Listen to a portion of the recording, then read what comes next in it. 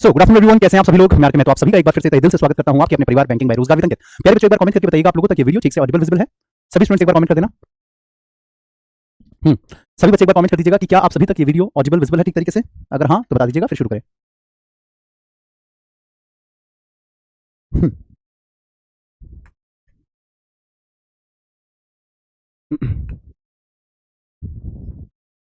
चलिए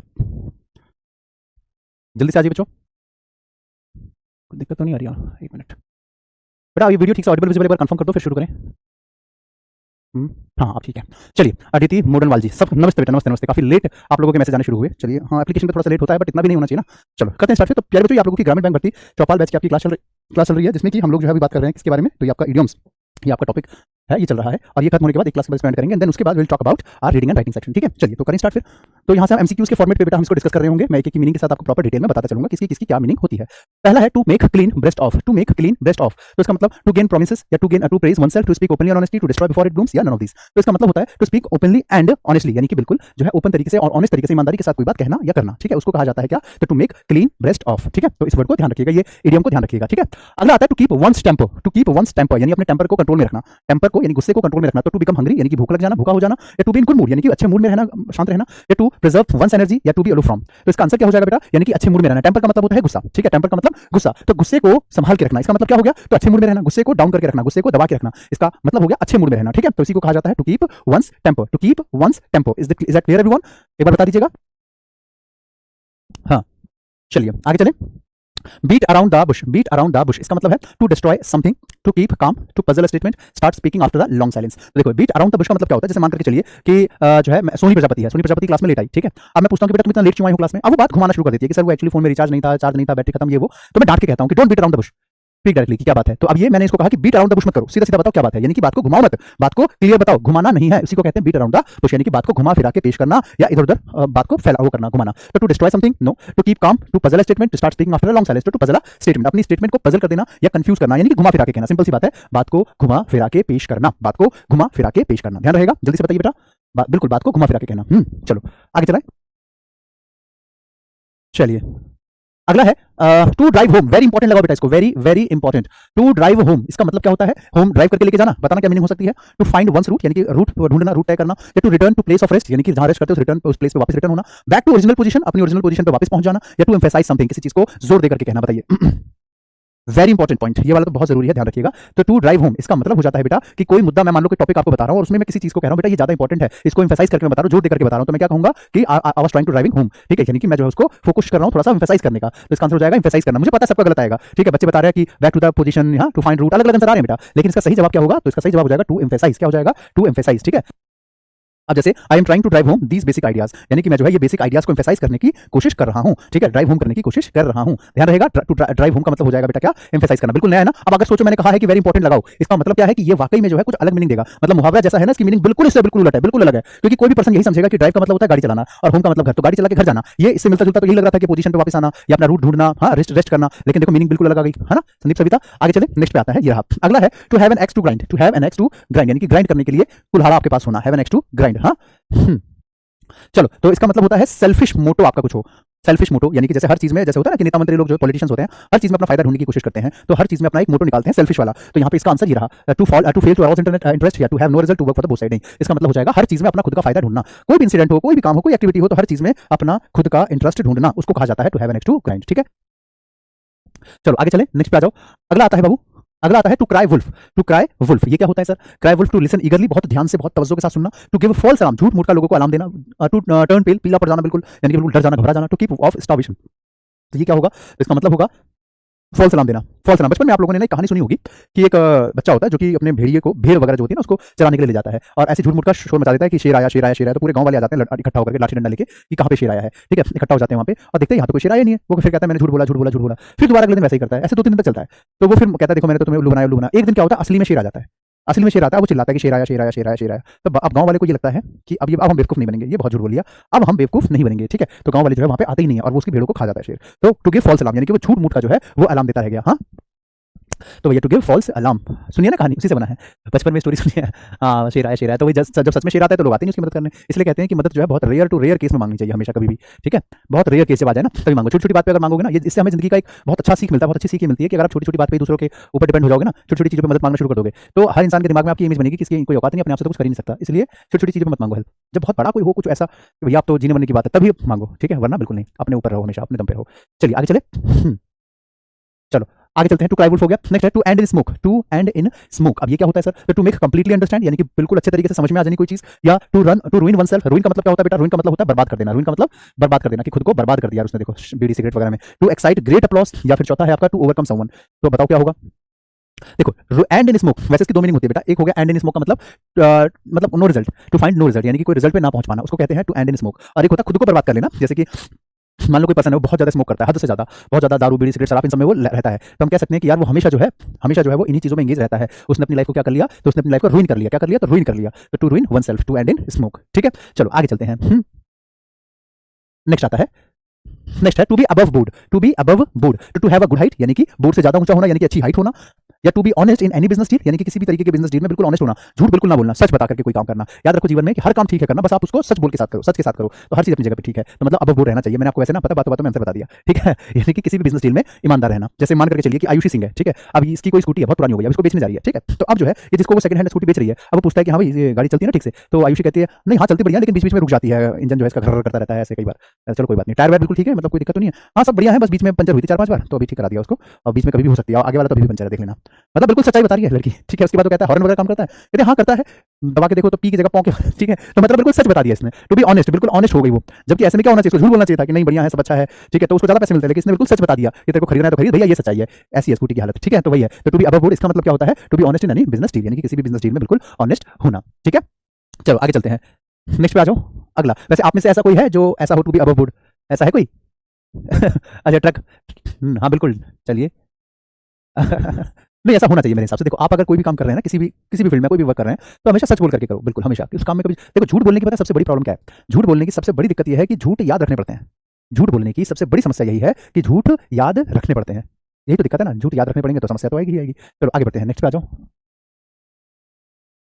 to put one's hand to pluck, to put one's hand to pluck, यानी कि to take the agriculture farming, या फिर आपका to take a difficult task, या to get entangle into unnecessary thing, या to take interest on technical work. तो to put one's hand to pluck, plug में अपना हैंड दे देना, प्लग में अपना हैंड दे देना क्या मीनिंग हो सकती है? सोचो, प्लग में हैंड दिया, इसका मतलब टू टेक एग्रीकल्चर फार्मिंग? नहीं सर, एग्रीकल्चर फार्मिंग की तो कोई बात यहाँ पे आ नहीं रही है, ठीक है। To take a difficult task, to get entangle in unnecessary thing, या to interest in technical work. सोचो सोचो सोचो।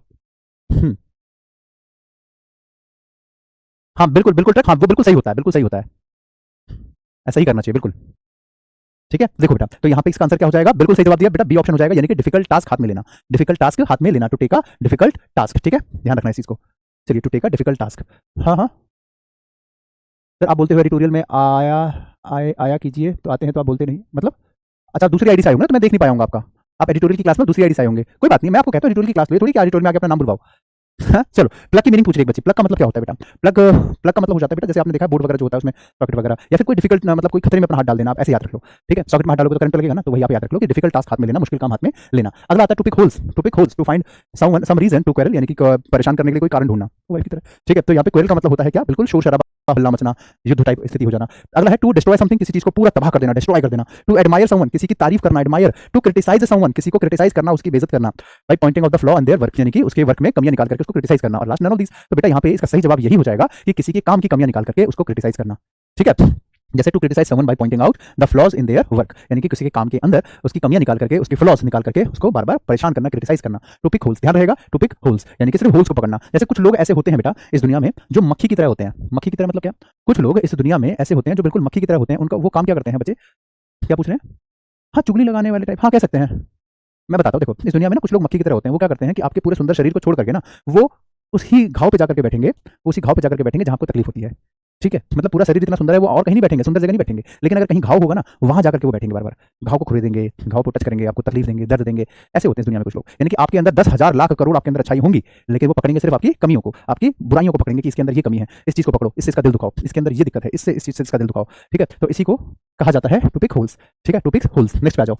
अगला आता है अगला आता है to leave someone in the lurch, to leave someone in the lurch, lurch में किसी को लीव कर देना। तो to come to compromise with someone यानी कि किसी से कॉम्प्रोमाइज करना।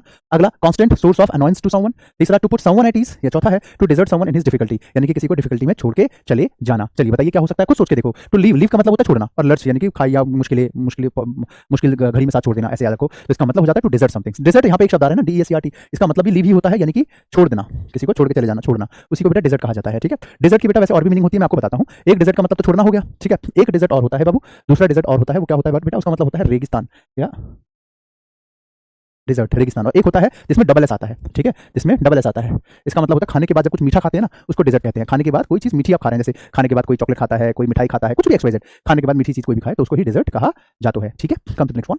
अगला है to play second fiddle, second fiddle play करना। साइड रोल, साइड एक्टर नहीं होते हैं मूवीज वगैरह में, आपने देखा होगा कि एक तो होता है मेन एक्टर यानी कि मेन विलन या मेन हीरो या मेन डांसर, और उसके साथ में दूसरे और होते हैं जो सिर्फ उसको सपोर्ट करते हैं, सपोर्टिंग कास्ट बोलते हैं उन्हें, सपोर्टिंग कास्ट या सपोर्टिव स्टाफ वो कहा जाता है। तो वो क्या करते हैं, वो मतलब इंपॉर्टेंट नहीं, वो मेन नहीं है, लेकिन वो उनके पीछे उनका बैकअप बन के काम करते हैं। ठीक है, तो क्या होगा इसका, टू बी हैप्पी या टू रिड्यूस इंपॉर्टेंस या to support the role in the view of another person, to play supporting and subservient role, supporting role अदा करना, है ना, ये आपका आंसर हो जाएगा।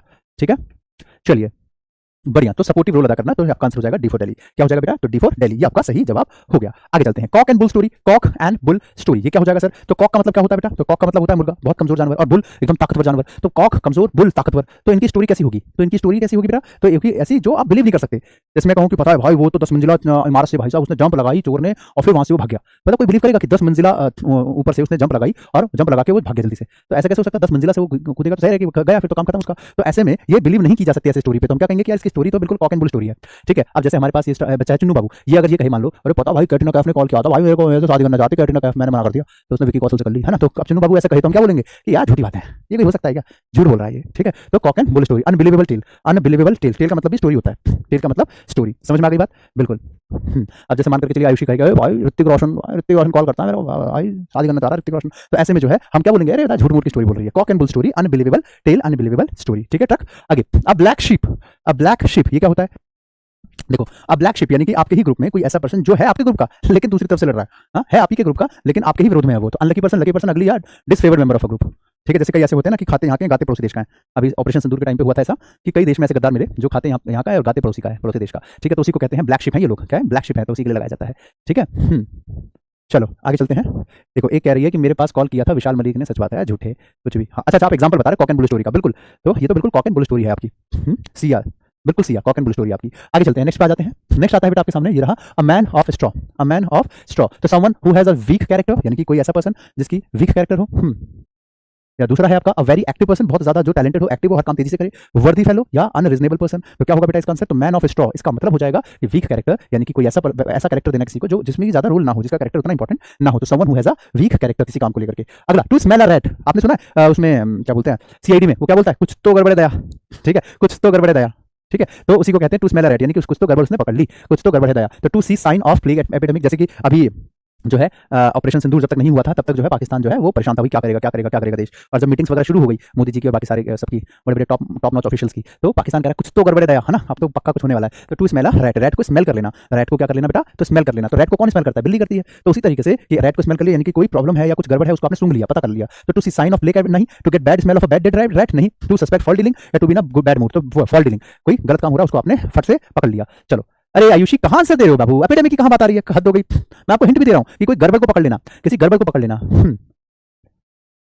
चलिए हाँ, ट्रक को सही आ गया था। अरे बेटा ट्रक एक बार अपना नाम आप बता दीजिए, रियल नाम आपका क्या है, जो भी है आप, मतलब इसके अलावा भी कुछ और बोलते हैं आपको ट्रक, वो एक बार बता दीजिए। चलो, तो टू स्मेल रेड का मतलब होता है to suspect foul dealing, to suspect foul dealing. आगे चले, फॉल का मतलब होता है झूठा, झूठा झूठ मूठ की डीलिंग, गड़बड़, उसको कहते हैं फॉल। अगला आता है बेटा to hit the nail right on the head, to hit the nail on the head, to hit the nail on the head यानी कि नेल को उसके हेड पे हिट करना, नेल को उसके बिल्कुल एक्जैक्टली हेड पे ही हिट करना। तो ऐसे में क्या होगा, जैसे मान लो आप दीवार में कील गाड़ना चाहते हो, तो कील को दीवार पे लगाया और ऊपर से ऐसे करके आपने हिट किया, तो क्या होगा कि वो हिट करोगे तो दीवार में कील चली जाएगी, लेकिन अगर थोड़ा भी इधर उधर हुआ तो या तो वो कील टेढ़ी हो जाएगी या तो आपके हाथों पे लग जाएगी। ठीक है, तो उसी को कहा जाता है क्या बेटा, to hit the nail on the head यानी कि सही टाइम पे सटीक टाइम पे सटीक एक्शन लेना। ठीक है, सटीक टाइम पे सटीक एक्शन लेना। To do the right thing, to destroy one's reputation, to announce one fix view, to teach someone a lesson, to do the right thing यानी कि बिल्कुल सही टाइम पे सटीक एक्शन ले लेना, उसी को कहा जाता है। ठीक है, हाँ चलो आगे चले। बेटा वो ग्रामर ही गलत लिखा आपने, वहाँ मेक नहीं आएगा बाबू। हाँ, और वर्ब के बाद ऑब्जेक्ट आता है, तो वर्ब के बाद लगाइए उसको। ठीक है, चलिए चलो आगे चले, नेक्स्ट पे आ जाए, to do the right thing, यानी कि राइट टाइम पे राइट एक्शन लेना, ठीक है, तो उसी को कहा जाता है to do the right thing. To set one's face against, to set one's face against, तो to oppose with determination, to जज by appearance, to get out of difficulty, या to look at one's steadily. तो बताइए क्या होगा। देखो, to set one's face against, one के बाद एपोस्ट्रोफ एस भी है, पॉजिटिव वाला केस याद करो, ये वही वाला है, वन का वंस, वन सेल्फ बनता था ना, आपको याद करो बेटा, इंडेफिनिट प्रोनाउन में पढ़ाया भी था आपको ये। हाँ चलो देखो, तो टू अपोज विद डिटर्मिनेशन, बिल्कुल डिटर्मिनेशन के साथ किसी चीज को अपोज करना, उसका विरोध करना। तो अगला है टू जज बाय अपीयरेंस, यानी कि दिखने से किसी को जज करना, यानी हम बोलते हैं ना डोंट जज a book by its cover. चलिए, हाँ बिल्कुल बिल्कुल समझ गया, बिल्कुल ठीक है। तो टू जज बाय अपीयरेंस, दिखने से जज करना कि कोई जो है कैसा दिख रहा है, उसके हिसाब से उसको जज कर रहे हैं। जैसे कोई दिखने में लग नहीं रहा है कि ज्यादा पढ़ा लिखा है, तो हम उसको जज कर लें, तो वो तो गलत हो जाएगा ना भाई। दिखने में जरूरी नहीं कि जो जैसा हो रियल में भी वैसा ही होगा, तो ऐसा नहीं है। टू जज बाय अपीयरेंस ये भी नहीं होगा। To get out of difficulty, to look at one steadily, तो इसका मतलब हो जाएगा टू अपोज विद डिटर्मिनेशन। वैसे टू जज बाय अपीयरेंस, इसके लिए एक मुहावरा होता है, डोंट जज a book by its cover. सुना आपने, बहुत आपने जरूर मूवीज वगैरह में भी इसका डायलॉग सुना होगा कि डोंट जज a book by its cover, किसी भी किताब को उसके कवर से जज नहीं करना चाहिए। उसी तरीके से डोंट जज a content bye it's thumbnail, thumbnail से कभी कंटेंट को जज नहीं करना चाहिए। जैसे कहते हैं ना कि बुक को कभी उसके कवर से जज नहीं करना चाहिए, अंदर हो सकता है बहुत बेहतर चीज हो, कवर उसका बेकार है लेकिन अंदर का माल अच्छा है। उसी तरीके से डोंट जज अ वीडियो या डोंट जज a content bye it's thumbnail, है कि नहीं है। आगे चलते हैं, नेक्स्ट पे आ जाओ। अगला है to talk one's head off, to talk one's head off, ये क्या होगा। तो टू डिस्कवर समथिंग, किसी चीज की खोज कर लेना, कुछ ढूंढ लेना, या टू टॉक इन विस्पर, तो विस्पर का मैंने बताया था मीनिंग क्या होता है, कानाफूसी करना, कान कान में बैठ के बोलना धीरे धीरे, ठीक है, बुझबुझाना, फुसफुसाना। टू टॉक टू वनसेल्फ, खुद से बात करना। टू टॉक एक्सेसिवली, बहुत ज्यादा ही बोलना, तो यही आंसर हो जाएगा, बहुत ज्यादा बोलना। टू टॉक एक्सेसिवली, ठीक है, ये आपका आंसर हो जाएगा। क्या हो जाएगा आयुषी सिंह, बिल्कुल क्या आंसर आ जाएगा संदीप सविता, डी ऑप्शन, बिल्कुल सही आयुषी, बहुत बढ़िया, आपका लगातार बिल्कुल सही आंसर आ रहा है। आयुषी का, चुन्नू बाबू का, शैलजा पटेल, बहुत बढ़िया, बहुत शानदार बेटा, शाबाश। बढ़िया, आगे चले, नेक्स्ट पे आ जाओ। अगला आता है to play fast and loose, to play fast and loose, तो टू ट्रस्ट अदर्स, यानी कि दूसरों पे विश्वास करना, ट्रस्ट करना। To behave in a clever and dishonest way, यानी कि क्लेवर और डिसऑनेस्ट वे में बिहेव करना। टू रिफ्यूज समथिंग, किसी चीज को मना कर देना, या टू हर्ट समबडीज फीलिंग, यानी कि किसी की फीलिंग को हर्ट कर देना, किसी की फीलिंग को हर्ट कर देना, ठीक है, जल्दी से बताइए चुन्नू बाबू। आयुष सिंह, चलिए आयुष, अच्छा आयुष अलग है, आयुषी अलग है, ठीक है, ट्रक अलग है और ट्रकी अलग है, बढ़िया, ठीक है। ना ना ना ना, मैं बताता हूँ, देखो, तो टू प्ले नहीं, ये नहीं होगा बेटा, हर्ट समबडी नहीं होगा, वो इसकी मीनिंग नहीं आती। To behave in a clever and dishonest way, यानी कि क्लेवर और डिसऑनेस्ट वे में बिहेव करना, वैसे ही मतलब अपनी एक्टिविटी करना। तो यहाँ पे जो है ना टू हर्ट समबडी फीलिंग, ये नहीं होगा इसका आंसर। हाँ, जिस टाइप के इडियम होंगे उस टाइप का इमोजी आ जाता है। गुस्से वाला इडियम आएगा तो गुस्से वाला इमोजी, ये सैड वाला इडियम दिखा तो तुमने सैड वाला इमोजी बना दिया है। चलिए, तुम्हारा दिल किसने तोड़ दिया, आयुष, आयुषी जो भी है आप। चलिए, ईशु पंडित, उसके बाद संदीप सविता, अशोक जहांगीर और ट्रक एंड सोनी प्रजापति, ठीक है बेटा, आगे चलते हैं, नेक्स्ट पे आ जाओ। To talk through one's head, to talk through one's head, ये क्या होगा सर। देखो, किसी के हेड से बात करना, किसी के हेड से बात करना, तो हेड का मतलब क्या हो गया, ऊपर से निकल जाना। To speak fluently, to talk nonsense, to talk wisely, to speak randomly, तो टू टॉक नॉनसेंस। कहते हैं यार मुझे तुमसे बात नहीं करनी, नॉनसेंस हो तुम एक नंबर, तुम्हारी बातें बिल्कुल क्या है, नॉनसेंस है। नॉनसेंस का मतलब जिसमें सेंस ना हो, नॉन सेंस यानी कि ऐसी बातें जिसका कोई सेंस ना हो, ठीक है, यानी कि बात करने का कोई लेवल, कोई मतलब किसी भी तरह बच्चों जैसी बातें करना एकदम, तो उसी को कहा जाता है nonsense. To talk through one's head, head कहाँ लगाते हैं, सर पे लगाते हैं, तो नॉनसेंस बातें तो सर के ऊपर से जाएगी, तो आप ऐसे याद कर लेना, ठीक है, कि कोई तुमसे बात कर रहा है तुम्हें नॉनसेंस लग रहा है, तो आप क्या कहोगे, टॉक टू माय हेड, क्या बोलोगे आप उसको, कि टॉक थ्रू माय हेड, मेरे हेड से बात करो, मेरे से मत करो, तुम्हारी बातें समझ नहीं आ रही। आगे अगला आता है बर्न द बोट, बोट को ही बर्न कर दिया, बोट को ही बर्न कर दिया, ये क्या होता है सर, बोट को जला देना, यानी to destroy all the escape route, यानी कि भागने के सारे रास्ते बंद कर देना। टू स्पीक लाउडली, यानी कि बहुत जोर से बोलना। टू एक्सेप्ट इमीडिएटली, यानी इमीडिएटली कोई चीज एक्सेप्ट कर लिया आपने। टू बिकम एंग्री, यानी कि गुस्से में आ जाना, बहुत ज्यादा नाराज हो जाना, गुस्सा में आना। तो बर्न द बोट का मतलब होता है कि भाई भागने के सारे रास्ते बंद कर दिए, भागने के सारे रास्ते बंद कर देना, उसी को कहते हैं बेटा क्या, तो to destroy all the escape routes, to destroy all the escape routes, ठीक है। चलिए, कोई बात नहीं, धीरे धीरे करके आएगा बाबू, देखो ये चीजें पहले पढ़ाई थी, मुझे पता है बेटा, ये सब चीजें जो है ना पहले एडिटोरियल में और अलग अलग न्यूज में आपके वर्ड्स आए हुए हैं, तो इन सबको यहाँ पे जॉब कर रहे हैं ना, तो ये आप लोगों को मतलब बहुत रिवीजन टाइप आप मान लो कि आपकी हो रही है, एडिटोरियल में से निकलते हैं आपके वोकैब, न्यूज़पेपर के अलग अलग सेगमेंट से, या जो आपको वोकैब की क्लासेस में इतना पढ़ाया हुआ है वहां से तो निकलते हैं सारे वोकैब।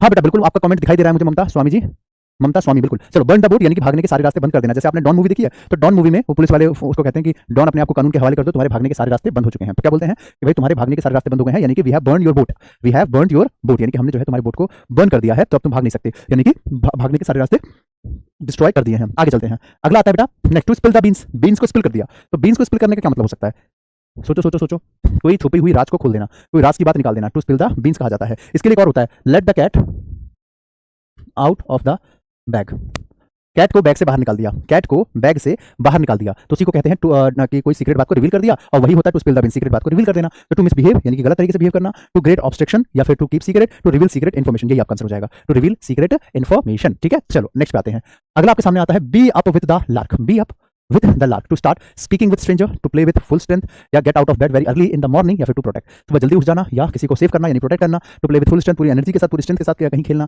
या फिर अगला है to start speaking with stranger, किसी भी अजनबी से बातें करना शुरू कर देना। तो be up with the lark इसका मतलब होता है, जैसे आज ही बताओ आप लोग सुबह कितने बजे उठते हो, कितने बजे जिंदा, कितने बजे होते हो सुबह, आपकी मम्मी आपके पास आके कहती होगी ना, अरे कभी तो टाइम पे उठ जाया कर, डेली इतनी लेट उठती है, डेली इतना लेट उठती है लड़की, तभी टाइम पे उठा कर। तो be up with the lark, आपसे आपकी मम्मी को बोलना कि मम्मी मुझे ऐसे डांटा करो कि be up with the lark, you should be up with the lark, यानी कि तुम्हें जो है लार्क के साथ ही उठना चाहिए, यानी कि सूरज की पहली किरण के साथ। तो get out bed from very early in the morning, ठीक है, gate out of bed very early in the morning, ठीक है। अच्छा, सोने को क्या बोलते हैं? सोना मतलब सोना नहीं, गोल्ड नहीं, सोना मतलब जैसे आप बेड पे सोने जा रहे हो कि यार मैं बहुत थक गया हूं, मैं सोने के लिए जा रहा हूं बेड पे, तो क्या बोलेंगे उसको? Hit the bed. एक और बोलते हैं हिट द रोड, भी होता है वो, उसके लिए होता है जर्नी स्टार्ट करने के लिए। हम्म चलिए, 6 बजे उठते हो, 5:30 बजे, बहुत बढ़िया। अगला आता है to throw dust in one's eyes. सोने के लिए एक और मुहावरा होता है, बताना मुझे कमेंट करके, पता है तो। अगला, to throw dust in one's eyes, किसी की आंखों में डस्ट डाल देना। क्या मीनिंग हो सकती है? आंखों में डस्ट डालना, धूल झोंकने जैसा नहीं फीलिंग आ रहा है? आंखों में डस्ट डालना। तो टू मिसलीड और deceive someone, to make blind, to harm someone, to guide someone, इसका मतलब है मिसलीड कर देना, किसी की आंखों में धूल झोंक देना, या किसी को धोखा दे देना, या किसी को मिसलीड कर देना। हिट द सेक भी कहते हैं, बहुत बढ़िया बेटा, हिट द सेक। मैं यही पूछना चाह रहा था आपसे, सोने को जा रहे हो आप तो हिट द सेक भी कहोगे और हिट द बेड भी कह सकते हो। चलो मुद्दे पे वापस आओ। तो to throw dust in one's eyes, आंखों में धूल, जैसे हम बोलते हैं, जैसे हम कह रहे हैं कि चोर ने पुलिस की आंखों में धूल झोंका, भाग गया वहां से, तो आंखों में धूल झोंकना यानी कि वहां से बच के भाग जाना, वहां से बच के निकल जाना। टू मिसलीड और डिसीव समवन, ठीक है। नेक्स्ट नेक्स्ट पे आ जाओ। At one's wits end, at one's wits end, wit का मतलब होता है बुद्धि, विट का मतलब होता है बुद्धि, दिमाग, बुद्धि या दिमाग। तो at one's wits end, completely puzzled, पूरे तरीके से पजल हो जाना, क्लियर अप, एक्सप्लेन या इनलाइटन। तो एट वंस विट्स एंड यानी कि अब जो है बिल्कुल ही दिमाग काम ही नहीं कर रहा, जैसे बोलते हैं ना एट वंस विट्स एंड, यानी अब तो दिमाग काम ही नहीं कर रहा, समझ नहीं आ रहा क्या किया जाए, तो इसी को कहते हैं पूरी तरीके से कंफ्यूज, पजल, ठीक है, कंफ्यूज या पजल हो जाना, ठीक है। एट वंस विट्स एंड यानी कि दिमाग काम करना बिल्कुल एंड हो गया है, बंद हो गया है। अगला, at one's fingertips, at one's fingertips, ठीक है, ये क्या होता है? एकदम फिंगर टिप्स पे होना, याद रखना। तो to take revenge, brave, matter of shame या कंप्लीट नॉलेज, किसी चीज की कंप्लीट इन्फॉर्मेशन या नॉलेज होना। तो टू टेक रिवेंज यानी कि बदला लेना, या ब्रेव होना, बहादुर होना, या मैटर ऑफ शेम यानी कि बिल्कुल एकदम शेम हो जाना, बिल्कुल ही शर्म शर्म से वैसे हो जाना, पानी पानी, या कंप्लीट नॉलेज, किसी चीज की पूरी नॉलेज होना। तो यही आपका हो जाएगा। जैसे बोलते हैं यार उसको तो टिप्स पे याद है, जैसे मैं आपसे पूछूंगा बेटा टू का टेबल सुनाओ, तो आप कहोगे सर इतनी सी बात है तो हमें टिप्स पे याद है, लेकिन वही 19 का टेबल सुनाओ, सर जी धोखा दे रहे हो, 19 का कैसे आएगा, 2 का टेबल तो याद है। चलो भैया, तो कंप्लीट नॉलेज यानी कि to at one's fingertips, at one's fingertips. आप में से कितने बच्चों को याद है? 2 का टेबल तो सबको पता होगा, 19 का किसको याद है? आगे चलते हैं, नेक्स्ट पे आ जाओ। अगला है at the spur of the moment, at the spur of the moment. तो डिफिकल्ट मोमेंट यानी कि बहुत मुश्किल वाला टाइम, या विदाउट डिले यानी कि बिना ही देरी किए, बिना देरी किए। ग्रेट मोमेंट या बहुत धीरे, वेरी स्लो। बताओ। हाँ हाँ, एट द स्पर ऑफ, बिल्कुल बिना बिना देरी किए, बिल्कुल सही कहा, स्पर ऑफ द मोमेंट यानी कि बिना देरी किए।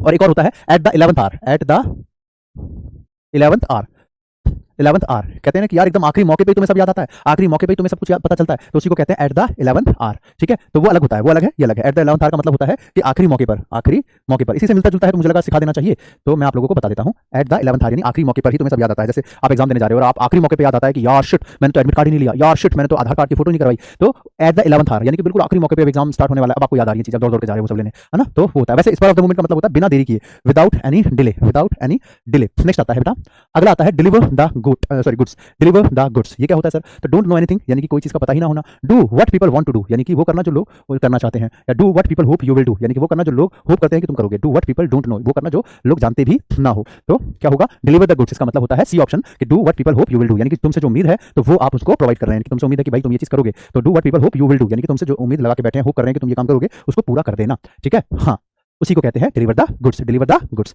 गुड्स मतलब होता है वस्तु, वो गुड नहीं है बेटा, वो गुड अलग है, ये अलग है। वो गुड का मतलब होता है अच्छा, ये तो एडजेक्टिव है, ये गुड का मतलब होता है अच्छा, और गुड्स जो होता है इसका मतलब होता है वस्तु, वस्तु। Goods and services tax, GST पढ़ा होगा आपने, जीएसटी, और क्या, ये तो है। चलिए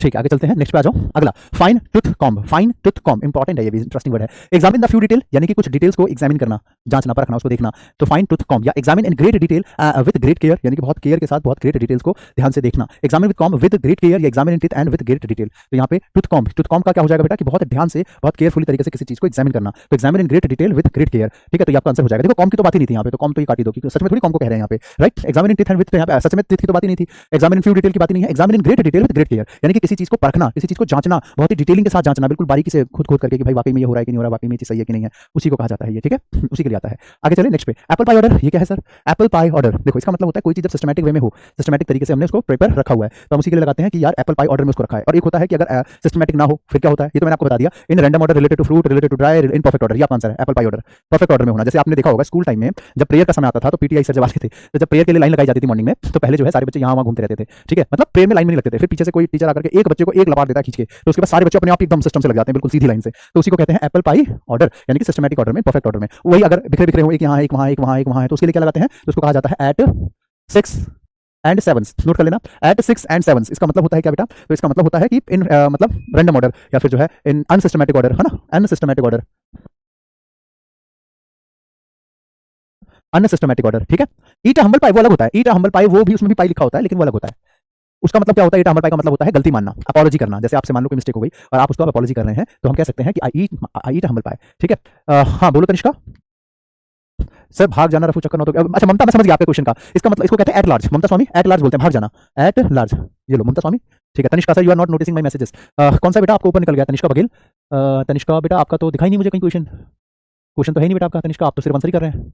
कुछ पूछा है क्या आपने, चलो फिर से पूछ लो। चलो आगे चले, तो एप्पल पाई ऑर्डर का मतलब होता है परफेक्ट ऑर्डर में होना या सिस्टमैटिक ऑर्डर में होना, और अगर हम कहते हैं कि सिस्टमैटिक नहीं है वो अनसिस्टमैटिक है तो उसके लिए एट 6 एंड 7, और वो जो कहा था ना ईट हम्बल पाई, तो ईट हम्बल पाई वो अलग होता है, ईट हम्बल पाई इसका मतलब होता है गलती मानना, टू अपोलोजाइज, गलती मानना, ठीक है, गलती मानना, गलती कबूल करना, ठीक है।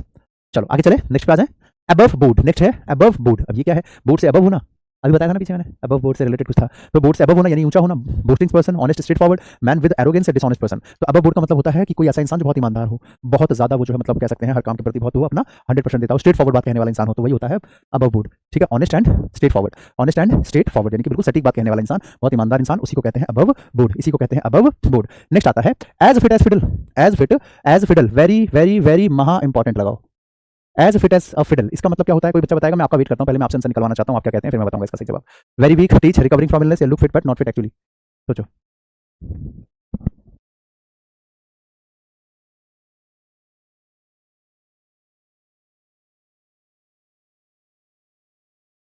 हम्म, अच्छा बिल्कुल बिल्कुल, हाँ हम बिल्कुल दिखाइएगा, आप अपना बिल्कुल दिखा दीजिएगा, नोट्स दिखा दीजिएगा अपने निशु पंडित मुझे, ठीक है, कोई दिक्कत नहीं है, बाकी बच्चे भी अपने अपने नोट्स चेक कराते हैं। देखो एज फिट एज फिडल आपका आंसर नहीं आया, चलो मैं बता देता हूँ, आप लोगों के दिमाग में आया कि फिट वहां भी लिखा है, फिट यहाँ पे भी लिखा है, तो फिट फिट मैच कर गया, आंसर आ गया, बट ये नहीं है, इनमें से कोई भी नहीं है, ये आंसर है नन ऑफ दीज।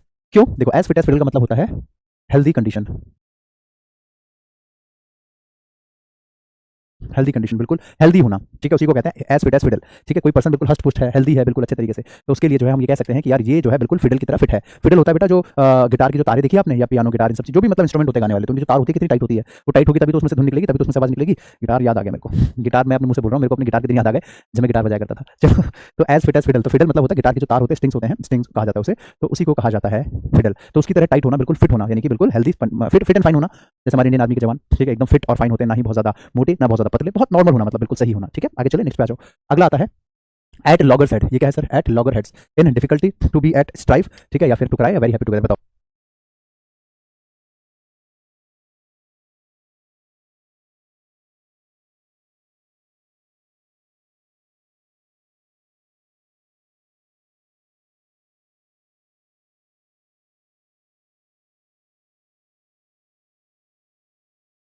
चलो ठीक है, तो एट लॉगर सेट का मतलब क्या हो जाता है, बिल्कुल सही जवाब है बेटा, तो टू बी एट स्ट्राइफ यानी कि क्या बेटा, कि ए मतलब बिल्कुल दोनों के बीच में एंगर वाला सिचुएशन होना, दो लोग हैं उनके बीच में किसी तरीके से मतलब झगड़े वाली सिचुएशन बनती है, तो उसी को कहते हैं कि they both are at the loggerhead, they both are at the loggerheads. अगला एप्पल ऑफ डिस्कॉर्ड, ये क्या होता है, तो झगड़े की जड़ क्या होता है बाबू, तो एप्पल ऑफ डिस्कॉर्ड यानी कि झगड़े की जड़, cause of wealth, cause of illness, या cause of happiness, cause of quarrel, या इनमें से कोई नहीं, तो cause of quarrel, apple of discord, apple of discord, ठीक है। एप्पल के कई होते हैं, अभी हमने एप्पल का एक और पढ़ा था, देखो Apple, Apple of I, Apple of Discord, और एप्पल पाई ऑर्डर, अब ये पाई ऑर्डर तो बताया मैंने पीछे आपको, और एक होता है बैड एप्पल, अब बैड एप्पल, ठीक है, ये एप्पल से रिलेटेड है। देखो एप्पल ऑफ आई इसका मतलब आंखों का तारा, आंखों का तारा, आंखों का तारा, या बहुत प्यारा। एप्पल ऑफ डिस्कॉर्ड इसका मतलब होता है क्या, अभी मैंने बताया जरा, झगड़े की जड़, झगड़े की जड़। एप्पल पाई ऑर्डर यानी कि सिस्टमैटिक ऑर्डर में होना, अभी पीछे बताया था ना, सिस्टमैटिक ऑर्डर में होना, ठीक है। और अगला है बैड एप्पल, तो बैड एप्पल का मतलब होता है क्या, बुरा व्यक्ति, बुरा इंसान, बुरा पर्सन, उसको बैड एप्पल कहते हैं, ठीक है, ध्यान रखना, इसका आंसर हो गया एप्पल ऑफ क्यूरल, ठीक है। चलिए आगे चले, नेक्स्ट पे आ जाए, अगला आता है आपके सामने एसिड टेस्ट, एसिड टेस्ट कर रहा है वो इंसान, तो true test of the value of something यानी कि किसी चीज की वैल्यू के ट्रू टेस्ट करना, या true test of the prince sorry price of someone, या to test acid of acid bottle, to test of the value of water, तो वाटर की वैल्यू का टेस्ट होना, या फिर एसिड की बॉटल का टेस्ट होना, या फिर किसी की प्राइस का या किसी की वैल्यू का कि कितना एक्चुअल में उसकी वैल्यू बनती है वो टेस्ट करना। एक काम करो बेटा, अभी तो टाइम कम बचा है, इसका अपने आप से मुझे करके बताना आंसर, ठीक है, अगली क्लास में यहीं से हम कंटिन्यू करेंगे, ठीक है। और मैं आपको बता दूं आगे आपकी क्लास अभी कैसे और चलेगी, बहुत सारे बच्चों के दिमाग में सवाल होगा कि सर ये कब तक चलेगा और आगे और कैसे कैसे पैटर्न होगा पढ़ने का, मैं बताता हूं। देखो अभी आपका इडियम का एक सेशन और लगेगा, और उसके बाद फिर आपका जो है पैराजंबल की क्लास स्टार्ट हो जाएगी, कुछ क्लासेस इसकी पैराजंबल बिल्कुल आसान से शुरू करेंगे, मुश्किल तक चलेंगे, ठीक है। और उसके बाद फिर आपकी पैराजंबल के बाद आपकी रीडिंग कॉम्प्रिहेंशन, क्लोज टेस्ट, मतलब आपका जो है ये सब स्टार्ट हो जाएगा, ठीक है। हाँ एक क्लास और उसके बाद ये सब हम शुरू कर देंगे, ठीक है बाबू, ऐसे करके। तो अभी जो है आपका ये 1 वीक और 1 से 2 वीक और रह रहा है, मतलब इस मंथ तक हम इसको पूरा क्या कर देंगे, तो एंड कर देंगे इस मंथ के अंत तक, ठीक है बेटा। चलिए तो उम्मीद कर, इस आंसर तो नहीं दिखा ना आपको, ठीक है, तो इसका आंसर जो है अपने आप से मुझे करके आप लोग बताएंगे। चलो इस सेशन को एंड करते हैं, फिर मिलते हैं नेक्स्ट क्लास में। तब तक bye, take care, keep learning, keep growing. जय हिंद, जय Bharat, love you all, bye bye, take care.